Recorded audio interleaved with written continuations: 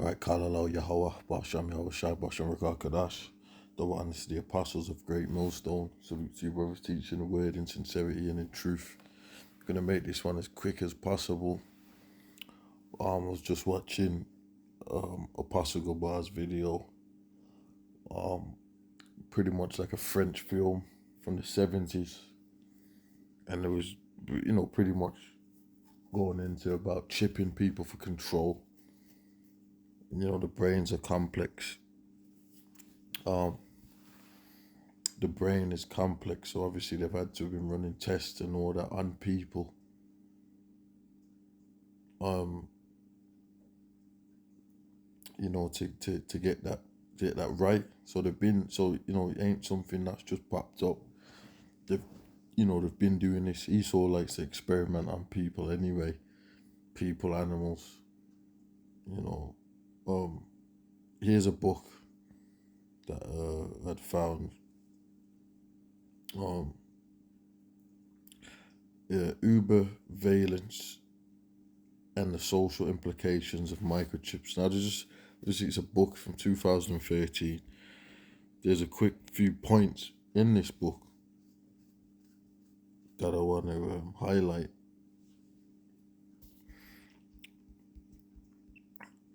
So, University of Wollongong, Australia, MG Michael. Let's get to the point, because a book's long, so I just want to hit some quick points of just some studies regarding the chip. Now, let's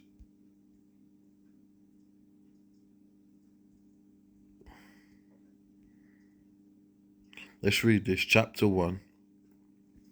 Then I'll go down. It says, when or how ubervalence will be implemented in its full-blown manifestation is still a subject for some intriguing discussion and a topic of robust disagreement.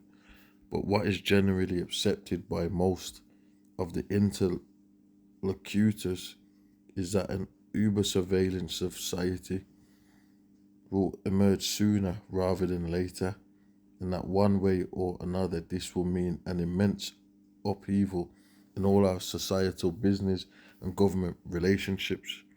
Talking about your smart grids, uber surveillance, New World Order, Big Brother is watching, this type of stuff, right? What is apparent from the numerous qualitative and quantitative studies conducted is that microchipping people is a discernibly divisive issue. If we continue on the current trajectory, we will soon see further divisions, not just between those who have access to the internet and those who do not, but between those who subjugate themselves to be physically connected to the web of things and people. Because you are going to get people that, starting with the elect, that are not going to accept that mark of the beast. And a matter of fact, you want to get on these systems, you want to pay for stuff, you want to get in a government building, you want to get in a train, with a whole grid, to do anything on that grid, they're going to want you to have this mark of the beast RFID chip implant. And those who are content enough to simply have internet connectivity through external devices like smartphones, to those who are up to live completely off the grid, there's going to come a point where you ain't going to be able to be on the grid at all unless you got that thing. Time will only tell how we as human beings will adapt after we willingly adopt innovations with extreme and irreversible operations. They just said it's irreversible operations. You got some people that say, well, they want to get the chip or pull it out. It says this introduction serves to provide a background context for term ubervalence, which has received significant international attention since its establishment. So you got data valence. So it's, I've not read this book. Now there's another part here what I want to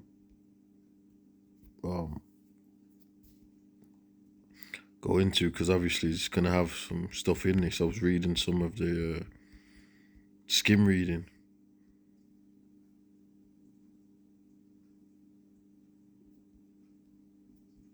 Let's get this part. One generation is all they need.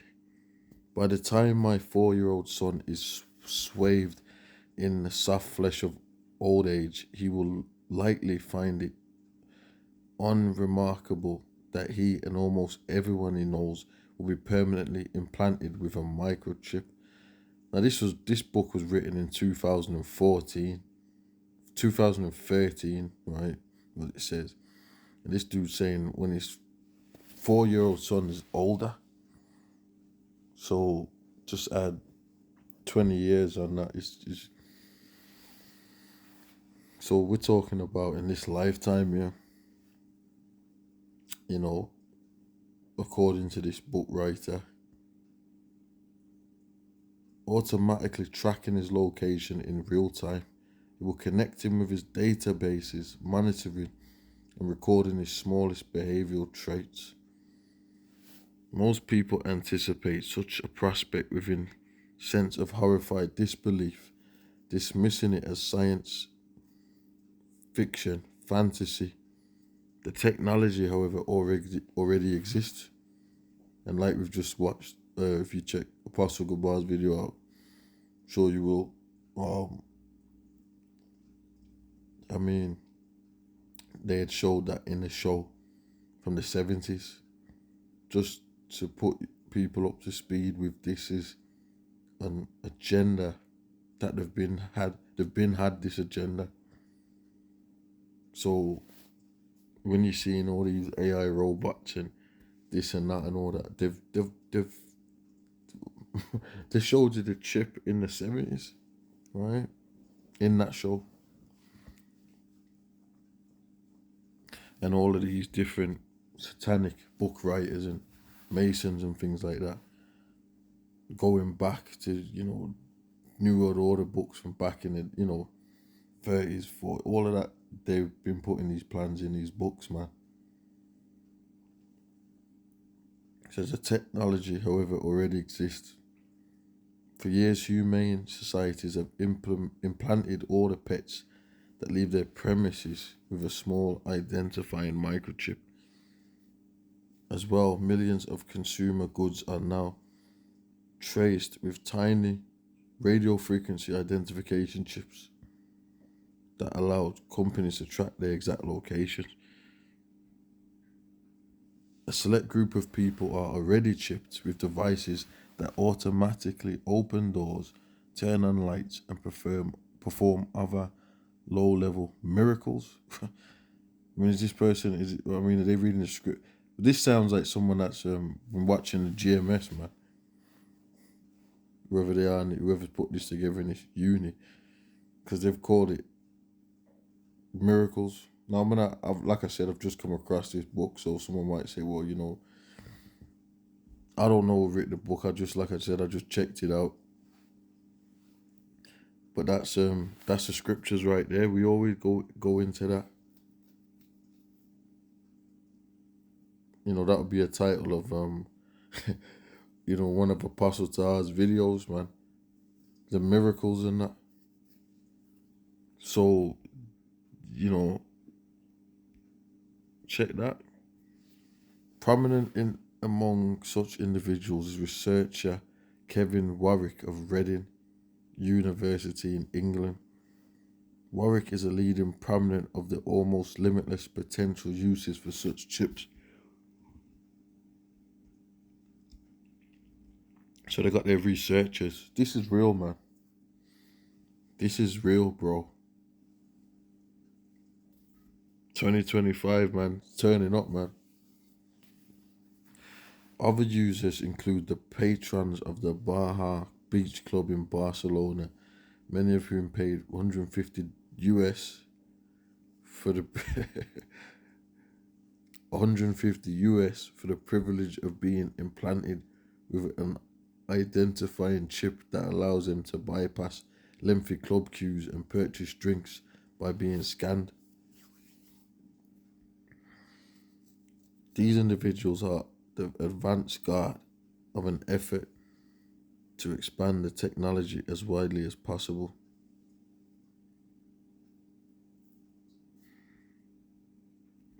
So, there you go.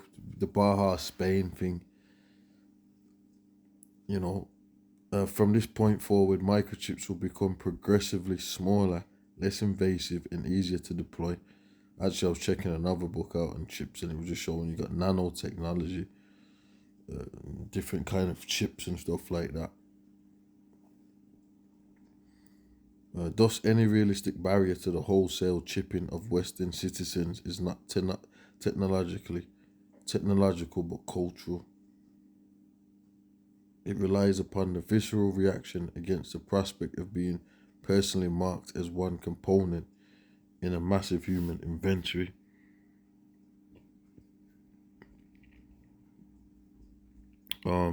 Today, we might strongly hold such beliefs, but sensibilities can and probably will change.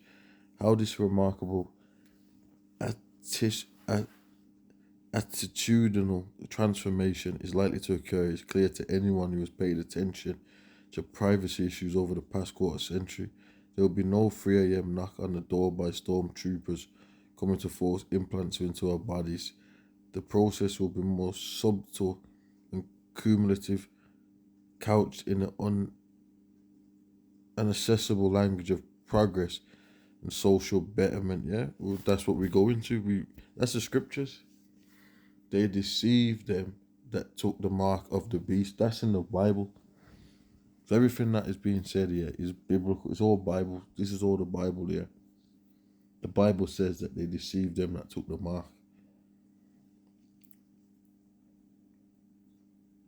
So that's why it's happening the way the Bible, the scriptures, the words of Yahweh and Yahweh Shai is saying that it is going to happen.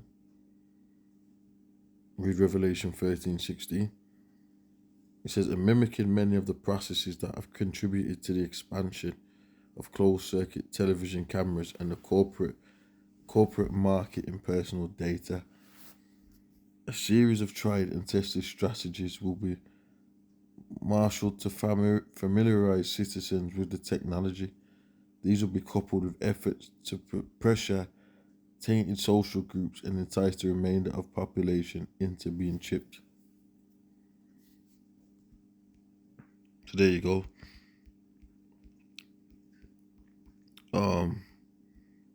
So there's a lot more. It says this then is how the next generation will become to be microchipped. It starts in distant countries having tested the technology on guinea pigs, both human and animal. And we just seen an example of that in the 70s. Put it in the brain, test it and all that, because Esau does that with drugs, psychoactive drugs. That's what he does. LSD. Do you remember they tested LSD on people? Them videos are on YouTube. You can find them. And they're interviewing them while they tested them. I don't know, in the 60s or whenever the hell it was, man. It's 50. I don't even remember. But it's on there. So the first widespread use of human implanting will occur in nations at the peripheral of the Western world.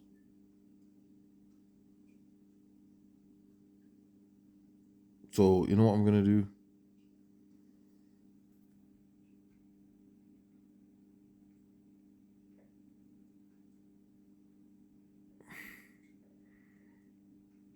There's a lot going into the kind of groups you're going to target. What I'm going to do, like I said, it's a book. I ain't going to read the whole thing. See if I can find that. This picture here.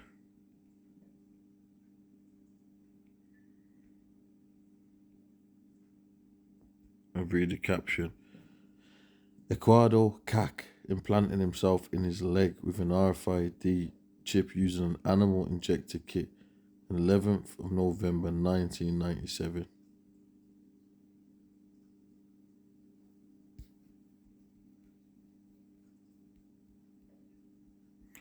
So, what I'm going to do, I've just come across this info. I'm going to put it out there.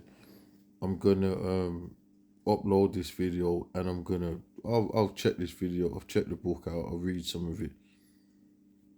Check the authors and all that. You know, and try and give it the right title. You know what I'm saying? And I'll go back and do some. You know, because it's an interesting. As you can see, it's an interesting read. If you can't see that the mark of the beast is the RFID chip, then you bog the fuck out, man. Especially if you're supposed to be, you know, calling yourself enlightened and all that, and you know, truth or whatever you call yourself out there. You know, now like I said, you got this individual. I think this book went back to let's go. From what I think this was done. Some cats at a uni.